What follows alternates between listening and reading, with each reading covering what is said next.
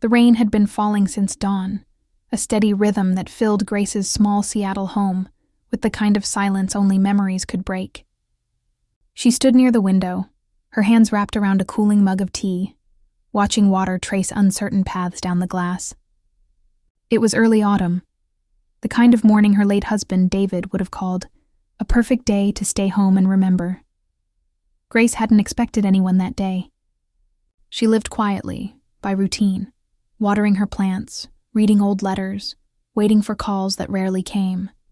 But when she heard a knock at the door, soft yet familiar, something in her chest shifted. She froze, as if her heart already knew what her eyes were about to see. When she opened the door, there he was, Ethan. Her son stood on the porch, drenched, unshaven, his eyes tired yet searching. He didn't speak at first. Neither did she. Only the sound of rain filled the pause between them, the kind of silence that years of distance build. "Hi, Mom," he said finally, voice low and uncertain. Grace's lips trembled before she found her words. "Ethan, what are you doing here?" He gave a small, fragile smile. "Came to see if home still feels like home." It wasn't the answer she expected, but it was the one her heart needed. She stepped aside silently, motioning him in. The air between them carried everything they hadn't said in years. The arguments, the letters never sent. The guilt neither of them wanted to name. Ethan looked around the living room as if it were a museum of his own life. His father's old record player still sat in the corner, a faint layer of dust catching the light. The framed photo of them at the lake, he and David laughing, stared back at him like an accusation. "You didn't change anything," he said quietly. Grace smiled faintly. "Didn't see a reason to. Some things stay because they still mean something." He nodded, running his fingers along the photo frame. "I should have called more." "Yes," she said, her voice steady but soft. "But you're here now. That's what matters." For a moment, neither spoke. The rain grew heavier outside, turning the yard into a blur of silver. Ethan sat on the couch, his hands clasped, like a boy rehearsing an apology. Grace moved to the kitchen, her every step deliberate, pouring another cup of tea, trying to disguise the tremor in her hands. When she handed him the cup, he whispered, "I didn't just come to visit." Grace looked at him, her heart tightening. "Then why, Ethan?" He hesitated, eyes flickering toward the window. "There's something I need to tell you, something about Claire." Her breath caught. That name, Claire Miller, had been erased from their conversations years ago, after Ethan's world had fallen apart. Grace had watched her son break quietly then, refusing comfort, shutting every door that might lead back to the past. "She reached out to me," Ethan continued, voice almost a whisper, "out of nowhere. Said she was back in town, wanted to meet." Grace studied him carefully. "And? I met her." He paused. "She's different now, calmer. Still the same smile, though." A faint warmth flickered in his eyes, a trace of the boy she once knew. But beneath it there was something else, a shadow. "Why do I feel like that's not the whole story?" she asked softly. He swallowed, setting the cup down. "Because it's not." The wind howled through the chimney, and for a moment, Grace thought she heard the house itself sigh. She wanted to ask, but something in his face, the quiet ache behind his calm, told her not to rush. Instead, she said gently, "You can tell me when you're ready. You don't have to carry it alone." Ethan looked up, eyes glistening. "You always say that, because it's always true." They shared a small, broken smile. Outside, the rain softened, but the heaviness inside remained. Grace stood and moved toward the old lamp near the window, the one David had fixed so many times. She switched it on, and its golden light spilled over the room like forgiveness itself. For the first time in years, Ethan looked peaceful. Not happy, but present. He leaned back on the couch and said quietly, "There's something else, Mom." "About Dad." Grace froze. The words hit her like a chill through warm air. "What about your father?" Ethan's fingers tightened around the cup, his jaw clenched. The rain outside began to rise again, louder, fiercer, as if urging him to speak. "I found a letter," he said. One he never sent you. Grace turned, heart pounding, her face pale in the lamplight. A letter? Ethan nodded. I think you should read it. The silence that followed was heavier than any storm. Grace felt the room spin slightly, her breath uneven. Somewhere outside, thunder rolled across the city. A low reminder that truth, like rain, always finds a way in. Grace sat frozen, her fingers trembling slightly as Ethan reached into his jacket pocket. The sound of rain tapping against the windows filled the silence like a heartbeat. When he finally pulled out the envelope, it was old, yellowed around the edges, the handwriting unmistakably David's. For a moment, neither of them moved. Grace's voice was barely above a whisper. Where did you find it? Ethan looked down at the letter, his thumb tracing the faded ink.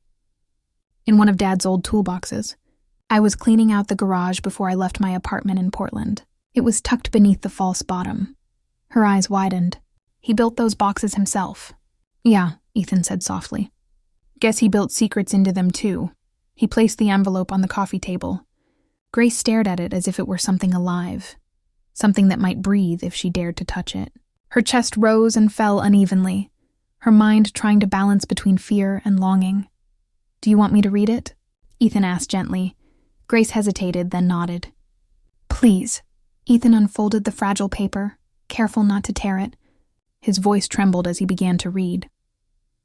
My dear Grace, if you're reading this, then perhaps I never found the courage to say these words aloud. I've spent a lifetime fixing things, broken radios, squeaky doors, cracked windows, but I've never known how to fix the silence between us. You were always patient, always kind, even when I wasn't. I know I've let you down more times than I can count, but there's one truth I can't leave unspoken. I've never stopped loving you. Even when work took me away, even when pride built walls higher than I could climb, I loved you through it all. Tell Ethan that I'm proud of him. Tell him it's okay to fail, as long as he never stops coming home. David Ethan's voice broke on the last line. Grace's hand covered her mouth as tears welled in her eyes. She reached out for the letter, holding it as if it were something holy. He wrote this, and never gave it to me, she whispered. Ethan nodded. Maybe he thought he'd have more time. Grace exhaled shakily. Time always thinks it has time. The rain softened outside, the air thick with the kind of silence that heals and hurts at once. She folded the letter carefully and pressed it to her chest, whispering, Thank you for finding it. Ethan watched her, eyes heavy with guilt. I should have told you sooner. I found it months ago. Grace looked up. Months? He nodded. I didn't know if I had the right. I was angry at him, at you, at everyone, for things I didn't even understand. But when Claire came back, I realized how heavy silence can get. Her expression softened. You're not him, Ethan. You don't have to carry his regrets. I'm not sure I can avoid them, he said quietly. I think they live in me. She reached out and took his hand. Then learn from them. That's what healing really means. For a long moment, neither of them spoke. The clock ticked softly in the corner, and the faint smell of tea leaves lingered in the air. It was as if time had folded in on itself, past and present breathing together in the same room. Grace finally broke the stillness. So, Claire, why do I feel like she's the reason you came back? Ethan hesitated. Because she is. He stood and began pacing slowly. When she reached out, I didn't know how to feel. I thought I was over her. I told myself I'd moved on. But seeing her again, it was like finding a photograph you'd forgotten you ever took. Grace smiled faintly. And the feelings? Still there, he admitted. But different. Deeper, quieter. She's changed, Mom. She said she's been through a lot, too. Her father's illness, losing her job, starting over. Grace studied him carefully. Did she tell you why she really reached out? Ethan's eyes darted away. She said she wanted to apologize. But I think there's more. The way she looked at me, it was like she was carrying something she couldn't say. Grace's instincts stirred. And you believe her? I don't know, he confessed. Part of me wants to. The other part doesn't trust how easy it was for her to find me. He moved toward the window, the rain reflecting in his eyes like tiny fragments of memory. She said she still lives near the lake, the same one Dad took us to every summer. Grace tilted her head. That lake hasn't changed much either. Ethan gave a half smile. Maybe that's the point. Then his tone shifted. Quieter. Darker. She asked about you too. About me? Yeah. She said she remembered how kind you were to her. How you once told her love isn't about holding on. It's about staying open. Grace's gaze softened. That was a long time ago, but I meant it. She also said, Ethan added slowly, that there's something I should know. About the day we broke up, Grace frowned. What could that be? Ethan turned to her, his eyes suddenly serious. She didn't say. Just asked me to come tomorrow evening. Said she'll tell me everything then. The house fell silent again. Even the rain seemed to listen. Grace's hand tightened around the letter in her lap. Do you think you'll go? She asked quietly. I have to, Ethan said. I can't live in half-truths anymore. Grace nodded slowly. Then promise me something. What? Whatever she tells you. Don't let it decide who you become next. Let it remind you of who you already are. He nodded, eyes soft. You sound like Dad. She smiled, tears glistening. Maybe that's not such a bad thing. Ethan glanced again at the letter on the table, his father's words now etched in both their hearts. He said I should always come home, he murmured. Maybe this time I'll listen, Grace whispered. You already did. The rain eased into a gentle drizzle, but somewhere in Ethan's chest, another storm had begun to gather, quieter, but deeper. He knew tomorrow would bring answers. He just didn't know if he was ready for them. By the next morning, the rain had stopped, leaving behind a gray mist that curled along the streets of Seattle. Grace stood on the porch as Ethan prepared to leave, his jacket zipped, his eyes distant. The scent of wet earth lingered, clean, fragile, full of memory. Drive carefully, she said, her voice gentle but tight with worry. Ethan smiled faintly. It's just an hour away, Mom. I'll be fine. Grace stepped closer, tucking a stray lock of hair behind his ear like she used to when he was a boy. You always say that before everything changes. He laughed softly, though his eyes carried something heavier. I'll call when I get there. As he drove away, Grace watched until his car disappeared down the fog-drenched street. The house felt suddenly too quiet again, like it was holding its breath. She turned back inside, her gaze falling on David's letter resting on the table. The words, "Tell Ethan it's okay to fail as long as he never stops coming home," echoed in her mind. She whispered. Watch over him, David. Ethan drove in silence, the hum of the tires blending with the low whispers of the wind. The closer he got to the lake, the more the world around him began to feel like a memory replaying itself. The pine trees bent gently toward the road. The air smelled faintly of moss and rainwater, exactly as it had years ago when he and Claire used to come here on weekends. When he finally reached the lake, it looked untouched by time. The water shimmered under the pale sky, and the old wooden dock still stretched out like an invitation. He parked the car and sat for a long moment, just staring. His heart raced, a strange mix of fear and anticipation twisting inside him. Then he saw her.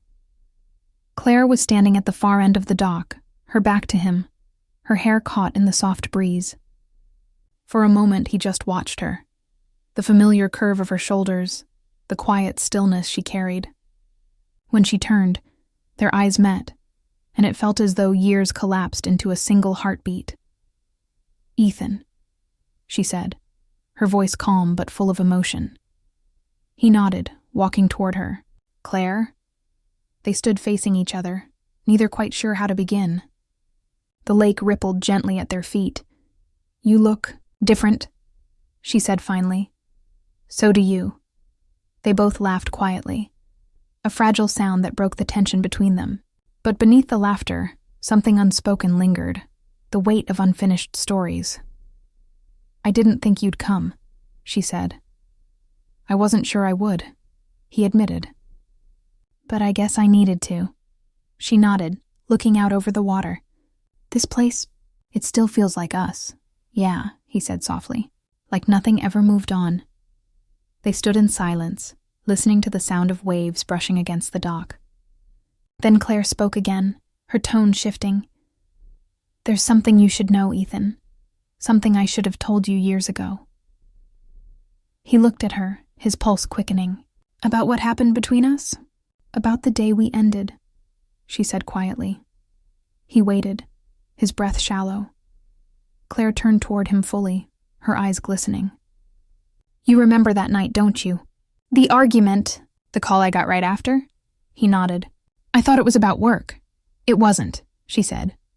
"It was your father." Ethan froze. "My father?" Claire swallowed hard. "David called me that night. He asked me to let you go." The words hit him like thunder. "He what?" She nodded slowly, tears gathering in her eyes. "He said you were losing focus, that you needed to find yourself, that I was part of what was holding you back. He told me not to tell you he called. Said it would only make things worse." Ethan took a step back, the world around him spinning. "You're telling me my father asked you to end things?" "Yes," she whispered. "And I did, because he sounded so certain, Ethan. He said he wanted to protect you from getting hurt." He stared at her, disbelief etched across his face. "Protect me? He tore my life apart." Claire's voice broke. "I know. I thought I was doing the right thing. I didn't know how much it would cost us." Ethan turned away, hands gripping the railing of the dock. The lake shimmered beneath him, reflecting the storm now rising in his chest. "All these years, I hated you for leaving. I thought you stopped loving me." Claire stepped closer, her voice trembling. "I never stopped. Not for a single day." The confession hung between them like rain that refused to fall. Ethan turned to her, his eyes wet. "Then why come back now?" "Because you deserve to know the truth," she said, "and because I couldn't carry the lie anymore." For a moment, neither spoke. The air was thick with everything unsaid. All the letters never written, all the apologies years too late. Ethan exhaled slowly, his voice low. "He told me to always come home. Maybe this is what he meant. To come back to where the pain began." Claire wiped a tear from her cheek. "Maybe he wanted you to forgive him in some way." He looked at her, eyes softening just enough for compassion to find a way in. "Forgiveness doesn't come easy." "No," she said quietly, "but sometimes it starts with understanding." Ethan gazed out at the water, his reflection broken by ripples. "He wrote Mom a letter before he died. Said he never stopped loving her." Claire nodded. "Then maybe he never stopped loving you either. He just didn't know how to show it." The sky began to darken again, clouds gathering over the lake like heavy memories returning home. Ethan turned to her, his voice low. "You said you had something else to tell me. Something more." Claire hesitated. "Yes, but you need to be ready for it." "I've waited long enough," he said. "Tell me." Her lips parted, but before she could speak, thunder cracked across the sky. A sudden, sharp sound that made them both flinch. Claire looked toward the darkening horizon. "We should get inside," she said. "There's a storm coming." Ethan's eyes narrowed. "You're not avoiding this conversation." "I'm not," she said softly. "But what I have to say, it might change how you see everything." Rain began to fall again, cold and sudden. Ethan stepped closer, his voice barely a whisper, then let it. The storm came fast, sweeping across the lake like an old memory breaking free. Claire and Ethan ran toward the cabin, their clothes soaked by the time they reached the porch. The air was electric, thick with the scent of rain and pine. Inside, the lights flickered as thunder rolled overhead. Ethan closed the door and leaned against it, his chest rising and falling. Claire stood near the window, watching the rain streak down the glass. "It feels just like that night," she murmured. Ethan's voice was low, steady. "The night you left?" She nodded. "Yes. Everything about it. The rain, the silence, the storm between us." He took a slow step closer. "Then maybe this is our chance to end it differently." Claire turned to him, her expression torn between fear and hope. "You don't know what you're asking for." "Then tell me," he said. Tell me what's been haunting you all this time. She hesitated, fingers tightening around the edge of the curtain. After your father called me, I tried to move on. I moved to Chicago, started a new job. I told myself it was over, that we were over. But a few months later, he reached out again. Ethan's eyes narrowed. My father? Yes, she said quietly. He sent me a letter, handwritten. What did it say? She pulled a folded paper from her bag, creased, fragile with age, and handed it to him. Ethan hesitated before unfolding it. The writing was unmistakable, bold, deliberate, the same handwriting that had filled his childhood notes and birthday cards. If you ever see him again, tell Ethan he's stronger than I ever was. I made choices to protect him, not realizing I was only building walls. One day he'll understand, and when he does, tell him I was proud. Ethan's throat tightened. He sank into the nearest chair, eyes fixed on the page. He wrote this. For me, Claire nodded. He sent it to me a week before he passed. I didn't know if I should give it to you. I thought maybe it would hurt too much.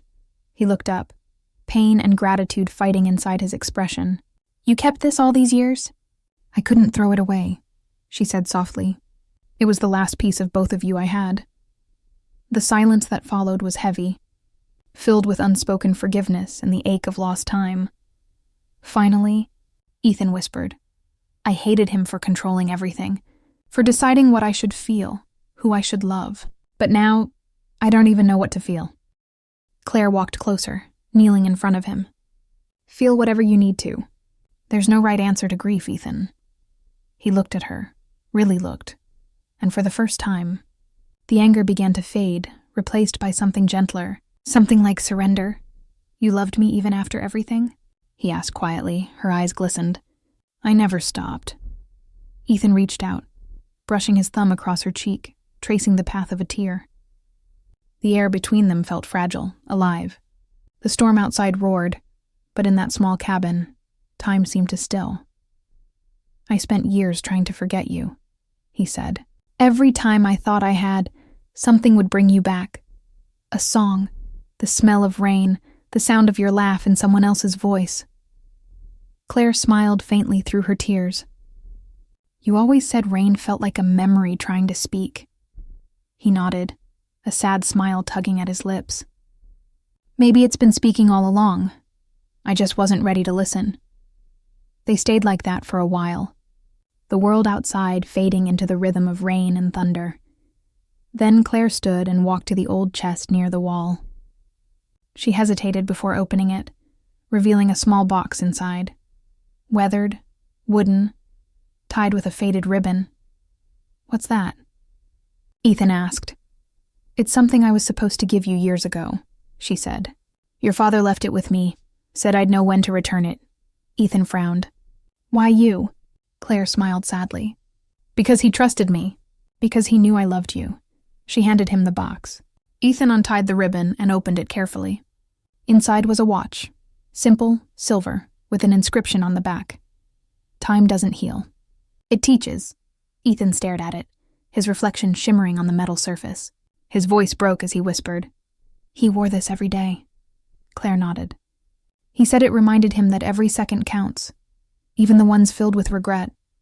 He turned the watch over in his palm, the weight of it grounding him. He was trying to make things right, even if too late. She placed a hand over his.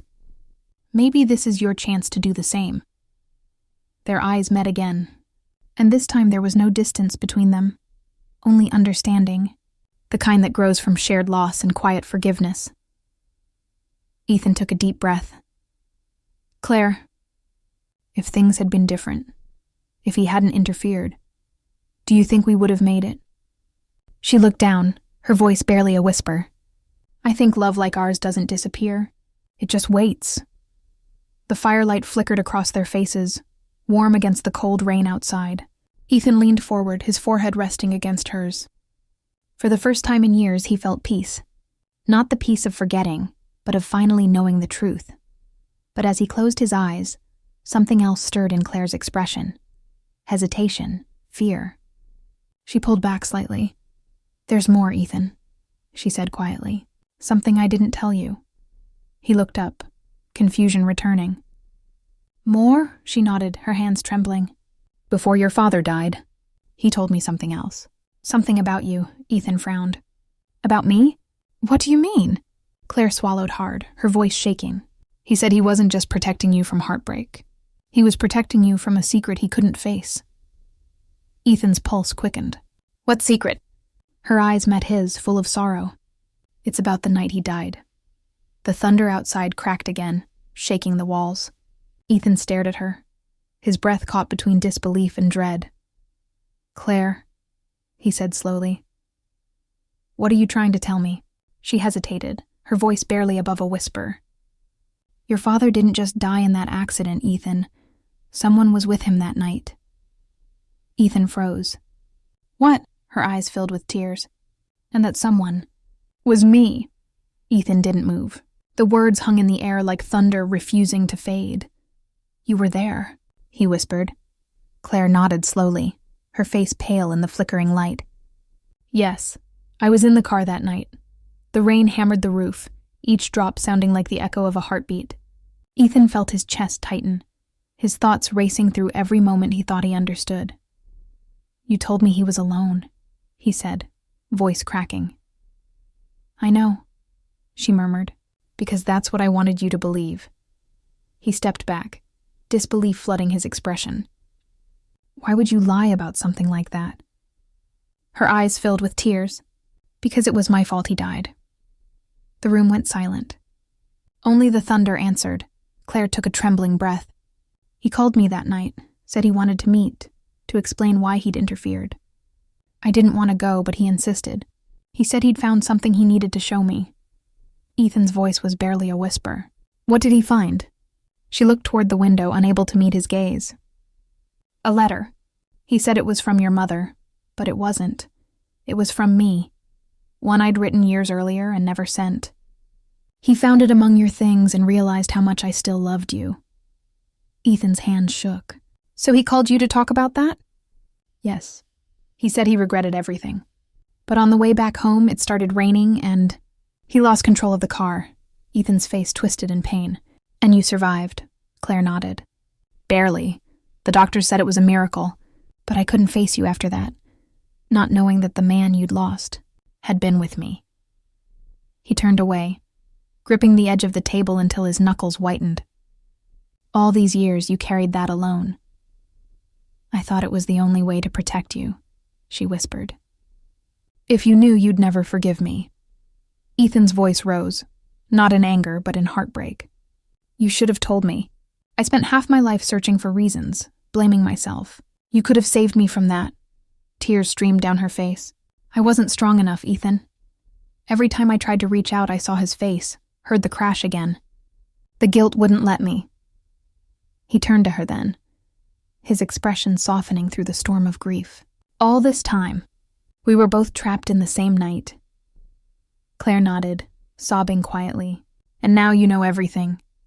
Ethan took a deep breath, eyes closing. The sound of the rain seemed to soften, as if the storm itself were finally losing its strength. When I was little, he said, my father told me that storms don't destroy. They reveal what's been broken all along. Claire looked up, trembling. Do you hate me? He shook his head slowly. No, I think I finally understand him. And you. He walked closer, standing just inches away. The anger that once burned inside him had turned into something quieter, a tired kind of forgiveness. You both made mistakes, he said softly. But so did I. I ran from everything. From him, from you, from myself. She reached for his hand hesitantly. Then maybe it's time we stop running. Ethan looked down at their hands, hers trembling, his steady, and nodded. Maybe it's time. For a moment, neither spoke. The rain slowed, turning into a soft drizzle that brushed against the windows like a farewell. Claire whispered, he wanted you to live without fear. That's why he told me to let you go. Ethan's lips curved into a faint, bittersweet smile. He was wrong. Letting go isn't the same as letting someone live. She smiled through her tears. Then don't let me go this time. He took her into his arms, holding her tightly. There was no grand gesture, no cinematic ending, Just two people finally letting their hearts breathe after years of silence. Outside, the sky began to clear. The first sliver of sunlight broke through the clouds, catching on the lake like gold. After a while, Ethan stepped back, brushing her hair gently from her face. "What now?" he asked. Claire exhaled. "We start again, not as who we were, but as who we are." He nodded. "Then maybe the storm finally did its job." They both laughed softly, a sound that carried warmth where once there had been sorrow. Ethan looked around the cabin one last time. The watch lay on the table, its silver surface glinting in the light. He picked it up, fastening it around his wrist. The tick of the second hand was steady, unbroken.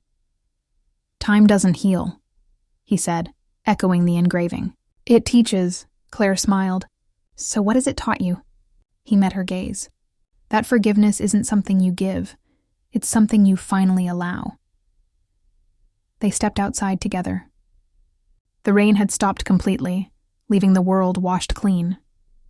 The air smelled of pine and promise. As they reached the dock, Ethan looked out at the lake, calm now, still as glass. "He's gone," he said quietly, "but I feel like he's still here." Claire squeezed his hand.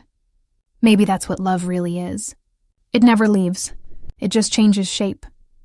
He turned to her, a quiet smile on his lips. "And us?" She met his eyes. "We've changed too."